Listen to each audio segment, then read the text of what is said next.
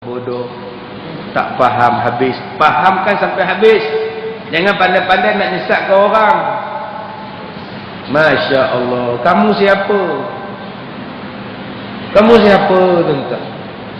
Imam Syafi'i ni 7 tahun dah hafal Quran, kamu 70 tahun tak dengar hafal apa. Pandai-pandai nak kata Imam Syafi'i sesat. Imam Syafi'i hafal kitab Al-Muwatta word by word, word by word, bukannya page dengan ni, word by word. Hafal kitab Al-Muwatta, tak payah tengok tuan-tuan, hafal. Saya start kuliah tadi pukul 6.20, sekarang 6.45. Siapa yang boleh hafal apa yang saya cakap tadi? Tak ada. Imam Syafi'i bila dia belajar dengan Imam Malik, Imam Malik cakap, dia boleh ulang balik apa yang Imam Malik cakap, tidak jatuh walaupun satu perkataan. Punya tinggi daya ingatan pemikiran dia. Tiba-tiba Ustaz Malaysia ni boleh sebut mak apa kena makan, boleh sebut sesat. Fahamkan betul-betul. Tuan-tuan duk benar-benar aku ni layak ke syurga ya Allah. Semayang subuh pun pukul 7. Sebaik baik hari ni ada jamuan awal sikit datang. Subhanallah. Macam mana? Dah, aku ni baca Quran pun jarang. Sebaik malam ni ada baca Yasin, anakku nak periksa, aku bacalah Yasin kat sekolah, baru nak baca. Kamu nak kata kamu syurga? Subhanallah. Kita boleh rasa kita dimasuk syurga ke? Oh, aku dah pergi haji, aku pergi haji. Kamu pergi haji apa kamu buat? Orang dulu pergi haji jalan kaki, orang dulu pergi haji jalan naik unta. Kamu sekarang membuta je dalam kapal terbang. Oh, gitu ni. Dia bangun hanya pramugari kejut. Ayam ke ikan, itu je dia bangun. Macam itu kamu kata kamu nak syurga. Orang dulu Masya Allah tidak ada aircon. Sekarang masjid kamu depan hotel kamu, buka tingkap hotel, buka tingkap masjid. Dulu air tidak ada, kena korek, air Zam-Zam kena bagi. Sekarang air Zam-Zam sejuk, ada panas ada. Punya jauh yang nikmat sekarang daripada dulu. Tapi Allah ni Maha Pemurah. Pergilah haji, mudah-mudahan kamu dapat syurga. Sebab itu kena faham tuan-tuan hadis ini. Ini boleh kata sesat. Mana-mana kata orang sesat. Kaji sampai habis zikir ni. Sebab itu dia mohon ampun, ya Allah, Kau ampunkanlah dosa-dosaku ya Allah. Mudah-mudahan syurgalah tempatku ya Allah. Dengan rahmatmu ya Allah kita ke syurga. Itu maksud Imam Syafi'i, Imam Ghazali dalam zikir dia itu.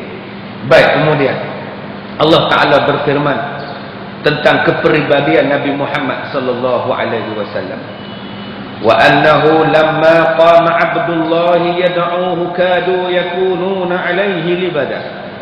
Dan bahwasanya tak kala hamba Allah berdiri menyembahnya, mengerjakan ibadat, hampir-hampir sahaja jin-jin desak-mendesak mengerumuni Nabi Muhammad. Suratul Jin ayat 19. Dan Allah Ta'ala juga berfirman tentang Nabi dalam surah Al-Isra ayat 1. Subhanallazi asra bi'abdihi laylam minal masjidil haram ilal masjidil aqsa. Maha suci Allah yang memperjalankan hambanya pada suatu malam daripada Masjidil Haram ke Masjid Al-Aqsa. Tuan-tuan, Allah iktiraf Nabi Muhammad dengan panggilan hamba Allah, hamba aku, hamba aku. Allah panggil dia Maha Suci, Maha Suci Allah yang memperjalankan hamba aku. Masya Allah. Dia tak sebut yang memperjalankan Muhammad, dia tak sebut. Dia sebut dengan gelaran yang memperjalankan hamba aku. Masya Allah. Pengiktirafan yang sangat tinggi, hamba aku. Sebab apa? Bila dah diiktiraf sebagai hamba aku, maknanya Nabi Muhammad itu betul-betul telah melaksanakan tugasnya sebagai seorang hamba. Dengan solatnya, dengan ibadahnya. Kita manusia biasa Setakat mana yang kita kata kita ni dah jalankan tugas kita? Kita nak suruh isteri kita tutup aurat pun tak boleh. Kita nak suruh dia, Pak, tutuplah aurat, Pak. Itu pun tak boleh. Dah buat dah sekali hari tu, Pak, tutuplah aurat. Dosa tak tutup. Baru pergi kuliah subuh sekali, nak jadi alim konon. Sampai sekarang dah tak cakap, tuan-tuan. Dia macam sekarang. Dengan dia pula sebab pendek pergi pasar, tuan-tuan. Macam mana cerita ni? Adakah kita nak kata kita ni hamba Allah? Banyak orang bila sedekah, dia bubuhnya hamba Allah. Bagus.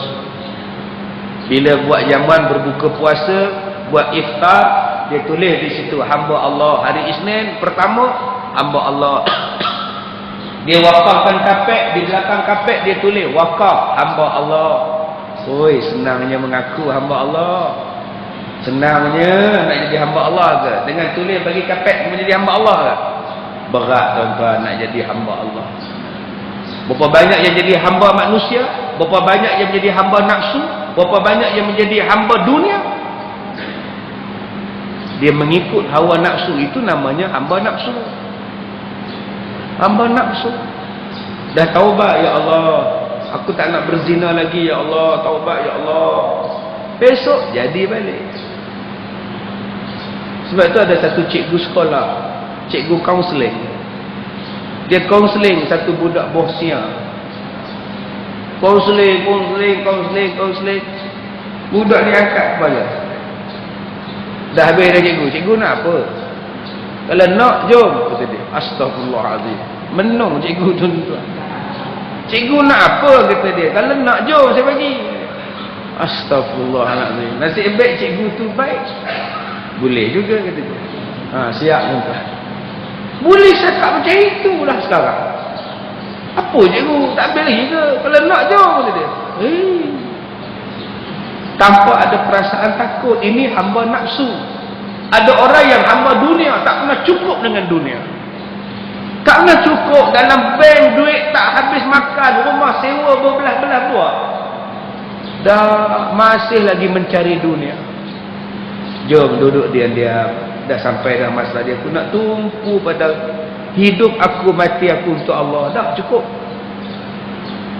Ada orang dah mata pun tak nampak, duk cari dunia lagi. Pakai dah kacamata, tak nampak juga, ambil kantor. 3 mata nak nampak, masih lagi duk bercakap. Hei, rambut pun dah tak ada, dah kotak dah, tak larat dah berjalan. Ambil mikrofon duk menyanyi lagi. Semenjak kita bila letak mikrofon tu pergi baca Quran. Tak larat dah. Ingat pada Allah, tuan-tuan. Apa lagi yang kita nak dalam dunia ni? Tangkap manalah kita nak tongkat langit lagi dah. Tak boleh dah. Jom kita ibadat kepada Allah Subhanahu wa ta'ala. Baik, kemudian orang yang tidak menyibukkan dirinya dengan ibadah justru lebih cenderung pada sesat di dunia dan di akhirat. Dia tak buat ibadat, pekerjaannya pekerjaan haram, perkataan dia perkataan haram.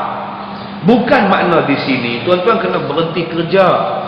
Tuan-tuan datang ke Masjid Al-Hidayah, baca Quran, tidur, baca zikir-zikir, tidak. Kerjalah sebagai cikgu, itu ibadah. Kerjalah sebagai petani, itu ibadah. Kerjalah sebagai pemandu teksi, itu juga adalah ibadah. Jika semua kerja yang kita buat lillahi ta'ala dan halal, itu merupakan satu ibadah. Dipersilakan. Bukan maknanya kena bakar teksi tadi. Kenapa Din? Kamu bakar teksi Din? Dunia. Ada kamu nak makan apa? Saya datang ke Masjid Al-Hidayah. Ada rezeki saya makan. Anak kamu? Allah lah yang bagi makan pada mereka. Bertampur kamu kan? Bukankah Allah dah bagi pada kamu teksi? Itu peluang kamu untuk mencari rezeki. Bekerjalah. Bila masuk waktu, singgah masjid. Allahu Akbar. Zikir sekejap, baca Quran sekejap, start balik. Bismillahirrahmanirrahim. Rabbi wa rabbikum ma min dabatin illa huwa akhidhun binasiyatiha. Inna rabbi ala siratin mustaqim. Start kereta. Elok orang ketuk cermin. Pakcik boleh bawa saya ke KL Central? Boleh, silakan naik. Allah bagi rezeki. Jangan takut. Jangan takut. Saya bagi tahu dekat jaga di sekolah saya. Tutup pintu pagar. Matikan dia. Letak di hadapan kaunter jaga. Solat. Letak depan tu. Solat. Pergi semayang asar. Siapa datang faham. Solat. Tak ada urusan. Begitulah kita peniaga kedai. Masuk waktu semayang. Turunkan. Solat. Kalau kita berniaga di pasar malam. Sedang azan. Kita pun tutup gerai bawang kita. Solat. Sebab tu saya suka tu lagu Iwan. Tunggu sebentar, solatlah dulu, tunaikan cepat kewajipanmu. Semayanglah di awal waktu, ikut sunnah Rasulullah. Bagus lagu dia. Cuma sengau lebih sikit. Tunggu sebentar, yang tu juga. Bagus lagu dia, Masya Allah. Solatlah kamu di awal waktu, ikutlah sunnah Rasulullah. Itu ibadah. Sedang mesyuarat, sudah zuhur 1:30, kita tangguhkan dulu mesyuarat, kita solat. Masya Allah. Sedang kenduri kahwin, MC, DJ umumkan, tuan-tuan, solat sudah masuk. Sekarang kita jemput tuan rumah untuk azan. Oh subhanallah. Nasib baik tuan rumah kalau pengantin tak apa biru dia. Semayang tuan-tuan, ada satu bahagian sudut untuk solat. Silakan solat, nanti kita sambung lagi. Masya Allah. Kalau semua kerjanya diletakkan ibadat sebagai tumpuan, bukankah itu yang terbaik sekali tuan-tuan? Itulah yang termulia sekali. Bukan maknanya suruh berhenti kerja, bukan maknanya tak kahwin. Kenapa tak kahwin tuan haji? Saya tak nak kahwin, saya nak tumpukan pada ibadat. Bukankah kahwin juga ibadat? Kenapa tak nak beranak dah maklum? Saya tak nak beranak ustaz, letih. Cukuplah seorang je anak saya, letih dah. Bukankah anak ramai itu ibadat? Masya Allah. Kalau seorang isteri kahwin dapat ibadat yang besar, bayangkan 4. Ini yang malas ni. Kalau satu anak pun besar pahala. Kalau 8 anak, lagi besar pahala dia. Kalau satu isteri pun dah besar pahala. Kalau 4, Ustaz, kalau seorang suami pun dah besar pahala. Kalau makcik pun nak 4 suami, Ustaz. Sama makcik, bawa bertenang. Bawa bertenang. Kalau makcik suaminya 4, makcik mengandung anaknya, nak bubuh bil siapa? Nak bubuh bil siapa makcik? Baik tuan-tuan, nombor 1. Oleh kerana itu, dia kata di sini lagi, manusia yang paling rugi dan menyesal serta buta pada hari tak kala Allah Ta'ala mengumpul seluruh manusia. Mula yang pertama hingga yang paling terakhir menuju suatu hari yang tidak ada keraguan di dalamnya. Maka sampai di hari kiamat, kata Allah, yang paling baik sampailah yang paling buruk, semuanya akan dibangunkan oleh Allah untuk dihisap di hari kiamat. Tidak ketinggalan walau seorang pun. Tidak ketinggalan. Saya dibangkitkan, Haji Siro dibangkitkan, tuan-tuan semua akan dibangkitkan. Tidak ketinggalan walau seorang pun. Tuan-tuan balik rumah, bukalah dalam Quran, dalam surah An-Nazi'at, dalam surah Abasa, dalam surah Amma Yatasa'alun itu. Allah Ta'ala sebut pada kita, kamu akan datang kepada aku dalam keadaan bersaf-saf. Kita akan datang kepada Allah dalam keadaan bersaf-saf menghadap Tuhan. Dalam satu hadis sebut ada 12 saf. Satu saf panjangnya 3000 tahun perjalanannya, tuan-tuan. Masya Allah. Bayangkan nak dipanggil seorang. Kita buat kuliah ni baru 45 minit. 45 minit pun tuan-tuan dah gelisah. Bila lah nak ambil orang tua ni, ya Allah, aduh. Lama lah pula. Baru 45 minit. Kipas depan kepala, atas kepala. Dapat pula dinding. Duduk pula atas kapet yang tebal. Makanan sedang diuruskan. Tanda cantik. Apa lagi nak? 45 minit pun terasa panjang. Bayangkan di hari kiamat, sejengkal je matahari di kepala. Kita nak minta tolong dengan siapa? Sekarang tuan-tuan boleh lari balik. Nampak aku nak kerja. Pukul 8 aku masuk kerja. Tuan-tuan boleh balik bangun. Tuan-tuan sekarang terasa nak buang air. Pergi ke masjid tandas. Selesai masalah. Tuan-tuan sekarang lengah. Tak boleh menyandar. Banyak lagi dinding kosong. Depan ni pun kosong dinding. Datang sandar lah. Tapi di hari kiamat, dinding mana yang nak dibersandarkan? Kipas mana yang nak cari? Payung mana yang kita nak pakai? Ekor mana yang nak dipasang? Tidak ada ekor, tidak ada payung, tidak ada apa. Yang cuma ada arash Allah. Yang cuma ada arash Allah sahaja. Yang boleh duduk di bawah arash bukan semua orang, 7 golongan saja yang boleh duduk di bawah arash Tuhan. Masya Allah. Siapa 7 golongan tu? Buka lah hadisnya. Pemimpin yang adil. Ya Allah, aku pemimpin yang zalim. Muhasabah. Orang tua yang hatinya melekat ke masjid. Aku ke karaoke. Ya Allah, aku takut. Itulah dia. Orang tua yang hatinya melekat ke masjid. Dia pula melekat ke karaoke. Dangdut.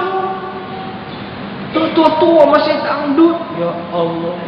Baju umbrella masuk seluar jin. Ikat dengan tali pinggang dangdut. Ya Allah. Gigi palsu pun terkeluar masuk. Macam mana ni?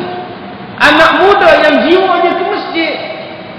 Masya Allah. Berapa banyak anak muda yang hatinya tidak ke masjid, hatinya ke tempat lain. Kalaulah kita faham betul-betul, ya Allah. Patutlah Imam Syafi'i kata, ya Allah, aku tak layaklah ya Allah kalau macam ni. Ampunkanlah aku ya Allah. Aku nak jadilah orang baik ya Allah. Itulah maksud zikir tadi. Dia suruh kita muhasabah balik. Ini tidak. Dituduhnya hamba Allah tu sesat. Masya Allah. Kamu yang sesat jalan.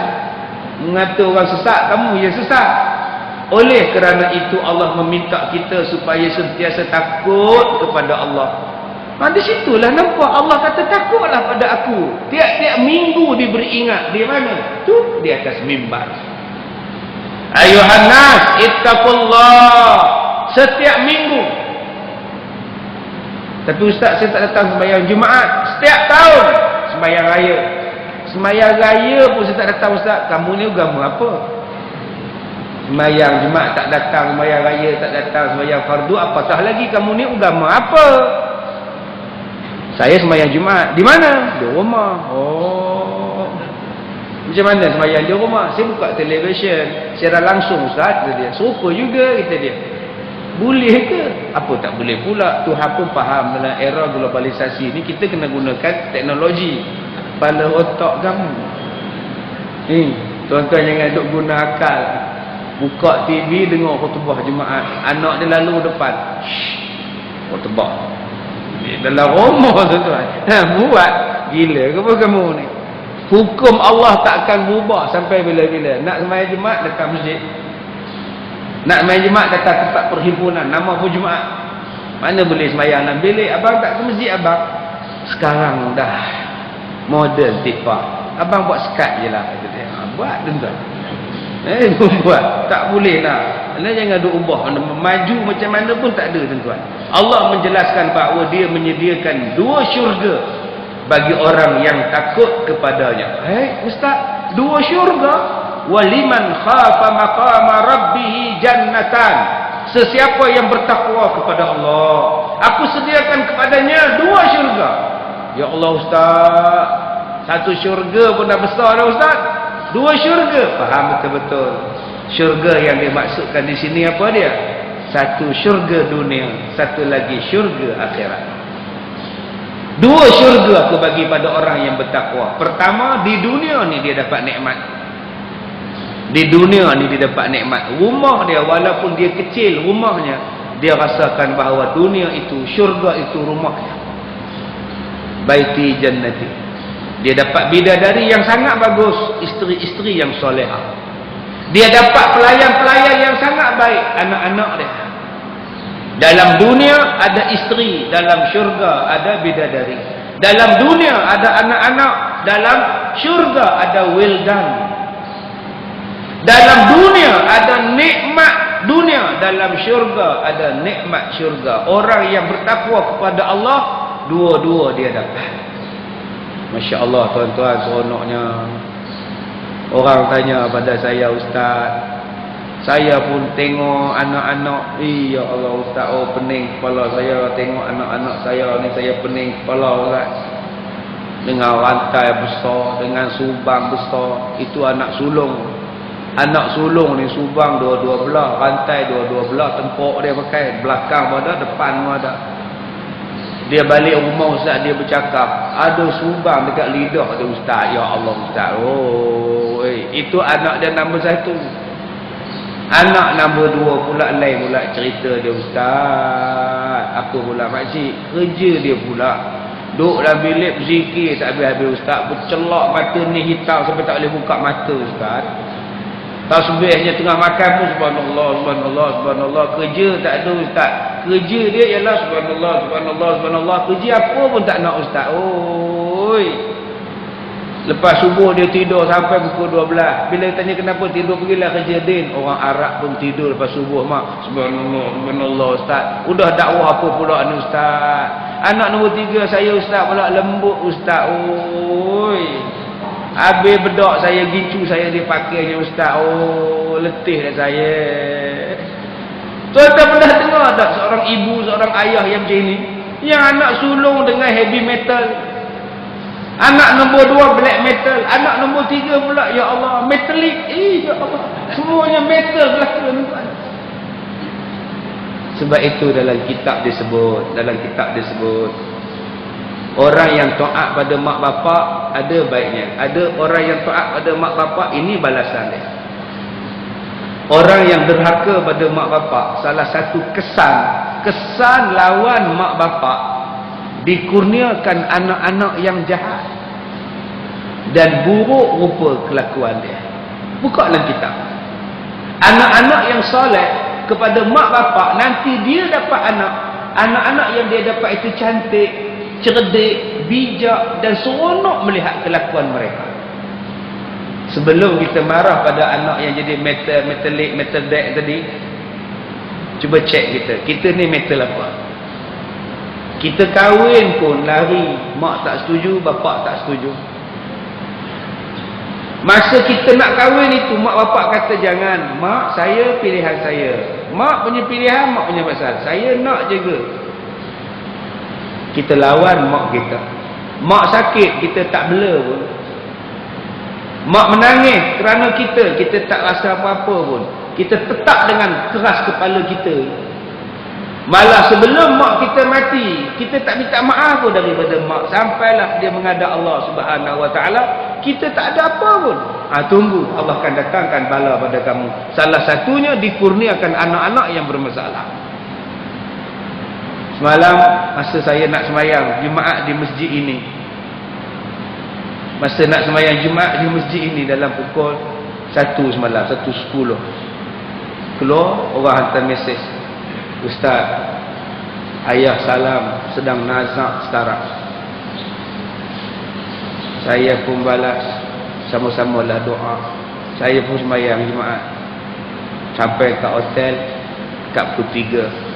Lagi sekali mesej masuk, Ustaz, ayah salam telah meninggal dunia jam 2.30 petang tadi. Saya pun jawab, innalillah. Orang tua ni tuan-tuan, sudah tua. Saya pergi ziarah dia minggu lepas di hospital.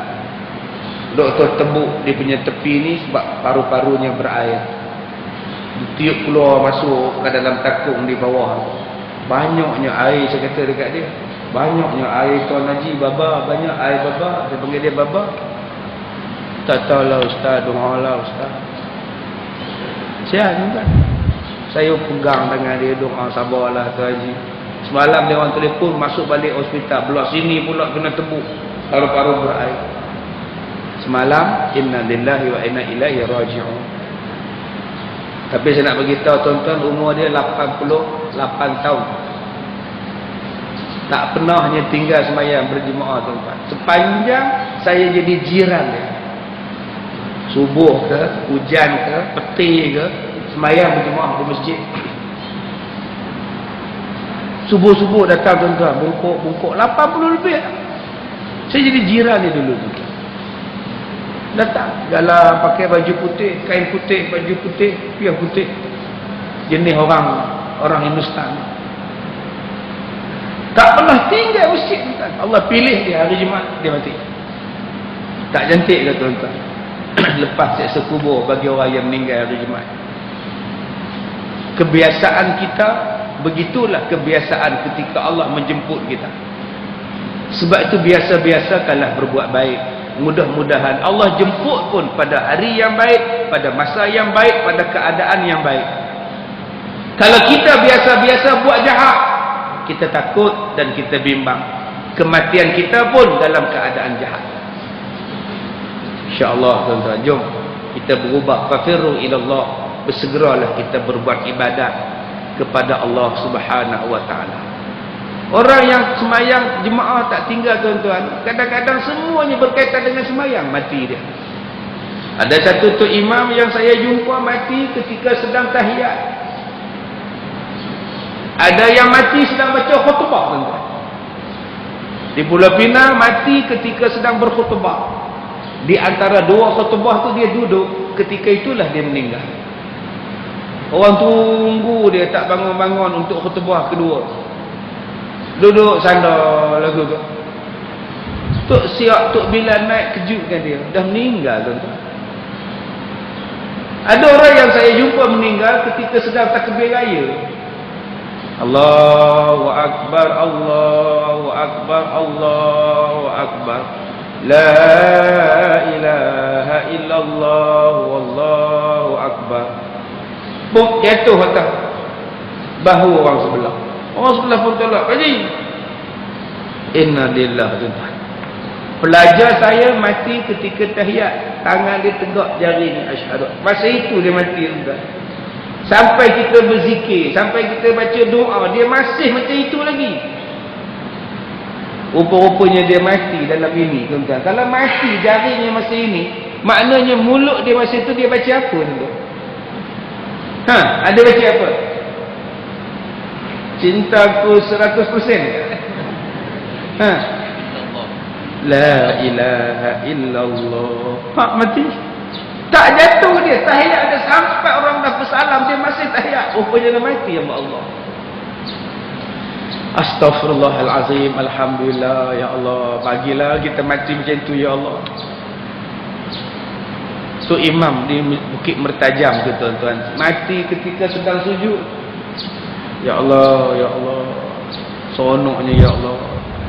Ini mati tengah minum arak, tertelan botol. Tu nak kata apa tu tuan-tuan? Mati baru lepas berzina, mati dalam mabuk, nak kata apa tu tuan-tuan? Ada ustaz mana ke dia kata, ni apa hal berdoa ramai-ramai? Berdoa ramai-ramai apa salah? Ini yang berdoa ramai-ramai ikut tu imam ni, mana dia tahu makna tu? Main berdoa aja. Sebab dia tak tahulah, dia minta tu imam tolong doakan Rabbana zalamna anfusana. Kita tu kan amin je lah. Salah di mana ni ya Allah? Berapa banyak kita wakil. Saya tak erti cakap, mintalah tu haji cakap kan. Sebab tu kita wakil haji suruh bercakap. Cakaplah. Saya tak erti cakap, haji suruh pun cakap. Alhamdulillah. Silakanlah. Serupa itulah dengan berdoa. Pernah tak Nabi Muhammad berdoa dan sahabat-sahabat aminkan? Ada. Masa bila tak adanya Nabi Muhammad sembahyang minta hujan, Nabi doa, sahabat amin. Di mana yang kita nak kata bid'ah hanya berdoa ramai-ramai? Ya Allah, pelik sungguh. Kerjanya nak bid'ah ya tuan-tuan. Tahlil bid'ah, ini bid'ah. Dia tak belajar ke bid'ah ni terbahagi pada beberapa bahagian. Ada bid'ah hasanah, ada bid'ah mandub. Belajarlah balik. Ada benda itu bid'ah yang memang Nabi tak buat, tetapi kena buat pada zaman sekarang, namanya bid'ah hasanah. Kalau tak buat jadi susah. Kadang-kadang dia tu wajib kena buat. Apa benda ustaz? Tuan-tuan pergi ke Mekah, Masjidil Haram tu 3 lapis. Dibesarkan masjidnya, dijadikan tempat sa'i 4 lapis. Ada Nabi buat, Nabi tak pernah buat. Tetapi sekarang kena buat sebab ramai yang manusia nak buat haji. Kalaulah nak dikekalkan Kaabah dan Masjidil Haram macam dulu-dulu, berapa kerat yang boleh pergi haji. Berdosalah semua orang. Sebab tu Arab Saudi pecahkan hotel, pecahkan penginapan, nak bagi masuk 15 juta orang. Bila ditanya pada